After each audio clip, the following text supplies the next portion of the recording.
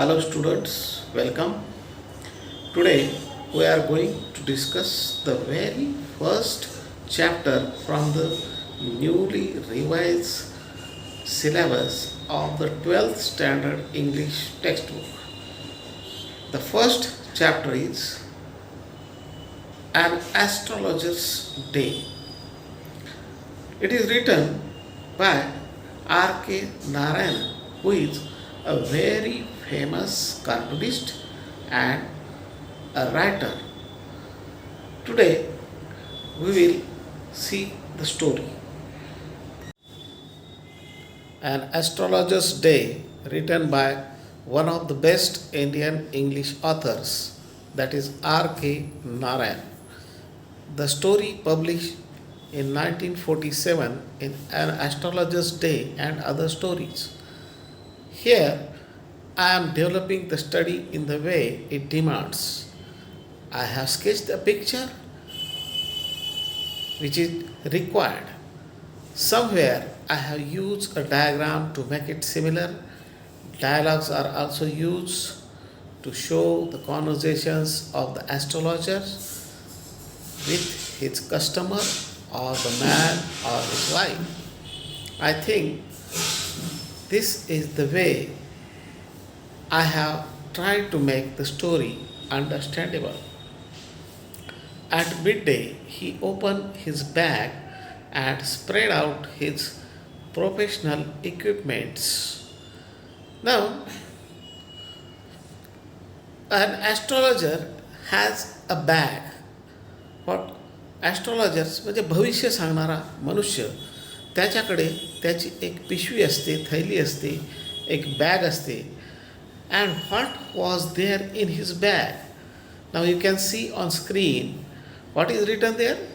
A dozen cowrie shells, a square piece of cloth with obscure mystic charts on it, a notebook. There are three things in his bag. First one is a dozen cowrie shells. What are cowrie shells? Cowrie shells means कवड्या. कवड्या पाहिल्या असतील तुम्ही सगळ्यांनी.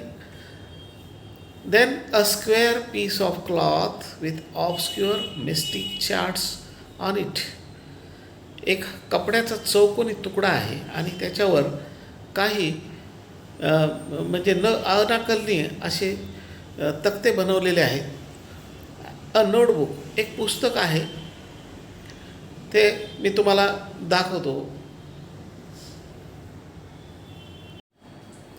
नाव look at the picture. These are the cowrie shells. कवड्या ज्याला आपण म्हणतो त्या ह्याच कवड्या. ह्या त्या भविष्य सांगणाऱ्या माणसाकडे म्हणजे ॲस्ट्रॉलॉजरच्याकडे असतात.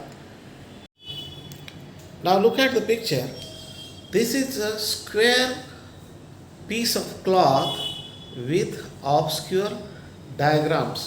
अशा प्रकारचा एक ज्याच्यातल्या आकृत्या आपल्याला कळत नाहीत अशा प्रकारचा एक चौकोनी कापडाचा तुकडासुद्धा त्याच्या बॅगमध्ये असतो. Look at this picture. In this picture you can see an astrologer who is sitting with all his equipments. He has a bag, he has a cage for in which the parrot he has kept and some other things. He has his board also. And now you can see he has a turban on his head. He has put on the sacred ash on his forehead and also applied the vermilion, that is Tilak. म्हणजे या चित्रामध्ये आपल्याला एक भविष्य सांगणारा माणूस दिसत आहे. त्याच्याजवळ त्याचं साहित्य दिसत आहे, त्याची बॅग दिसत आहे, एक पिंजरा आहे, त्याच्यामध्ये त्याने पोपटसुद्धा ठेवलेला आहे भविष्य सांगण्यासाठी आणि अनेक त्याचं साहित्य तिथे दिसत आहे. त्याच्या नावाचा बोर्ड पण तिथे दिसत आहे आणि त्याने जे डोक्याला बांधलेलं आहे ते म्हणजे फेटा असेल, पगडी असेल, पटका असेल, त्याला टर्बन असं इंग्रजीमध्ये म्हणतात. आणि सॅक्रेड ॲश म्हणजे त्यांनी काही प्रकारची विभूती किंवा म्हणजे विभूती किंवा राख त्याचे पट्टे त्यांनी कपाळावर ओढलेले आहेत आणि एक व्हर्मिलिऑन म्हणजे कुंकवाचा टिळासुद्धा त्यांनी डोक्यावर लावलेला आपल्याला दिसत आहे. How was his appearance? Here you can see his forehead was bright as he applied sacred ash and bright red color, that is vermilion. His eyes were sparkle with sharp abnormal gleam because they were always searching for customers, and to any of his customer they were with prophetic light.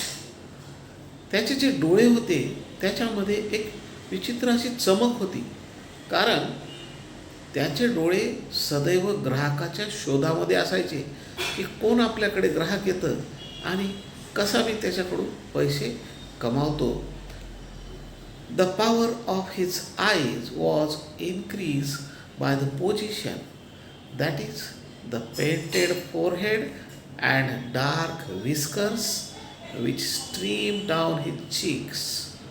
आणि त्याच्या डोळ्यामध्ये जी चमक होती ती थोडीशी भयानक वाटायची, कारण त्याचं ते जे डोक्यावर त्यांनी राख लावलेली असते, एक गंधाचा टिळा लावलेला असतो, आणि व्हिस्कर्स म्हणजे ज्याला आपण कल्ले म्हणू किंवा दाढी म्हणू, ती थोडीशी त्यांनी गालापर्यंत अशी खाली वाढवलेली असते.